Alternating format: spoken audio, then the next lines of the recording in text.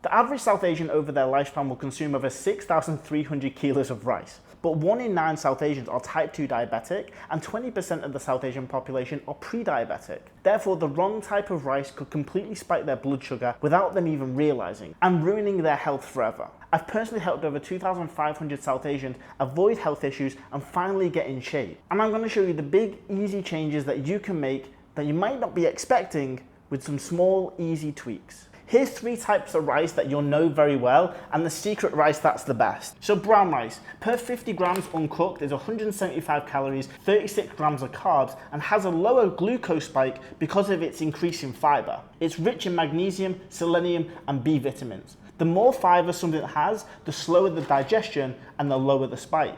And jasmine rice. While native to Thailand, jasmine rice is popular within the Muslim, Bengali, and Indo-Chinese household, especially for dishes like biryani, fried rice, and the festive meal. It has a beautiful aroma and soft and fluffy texture, making it a crowd pleaser, but equally does spike blood sugar higher due to the lack of fiber, with 180 calories and 39 grams of carbs per 50 grams uncooked rice. And red rice, common in the South Indian and Tamil communities, which offers a slightly nutty, earthy flavour that pairs beautiful with South Asian dishes like sambar, avial, and spicy lentil. And per 50 grams of uncooked, it has 2 grams of fibre and 34 grams of carbs and 170 calories. So with the 2 grams of fibre, it has a moderate glucose spike. But with the secret rice, what if I told you that you'd already eaten this and you didn't even know it was the best?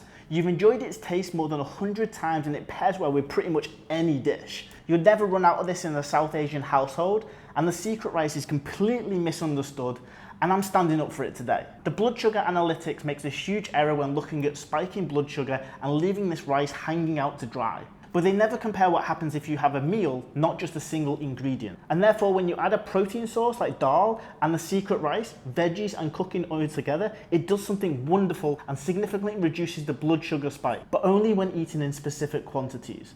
And therefore, if you focus on eating protein and veggies with this rice, you'll never have to worry about your rice again. And the secret rice that is the best is basmati rice. Who doesn't love basmati rice? But what happens if there was something more important you could change that you never have to worry about your type 2 diabetes again? Let me show you.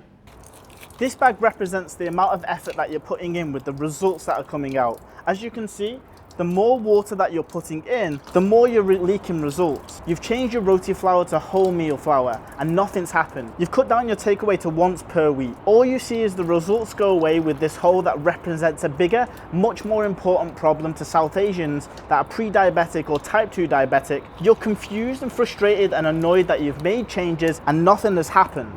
Nimesh, our client, who has the exact same experience before working with us. Now he's completely transformed in these steps, removing his type 2 diabetes into remission and dropping 8.5 kilos. But this bag represents what we did with Nimesh to really change his health. And therefore this person focused on fixing the hole at the bottom rather than adding different foods. Nimesh focused on dropping this visceral fat and removing the belly fat as the #1 criteria by hook or by crook, even with the diet of sugary food and basmati rice. But he used the diet that dropped fat and more importantly, dropped more than 10% of his body weight, which completely put his type 2 diabetes into remission. Therefore, putting him in a better health position by using a calorie-controlled diet, not a food prescriptive diet, so he could focus on getting the most results with the least amount of effort, with no waste coming from his efforts.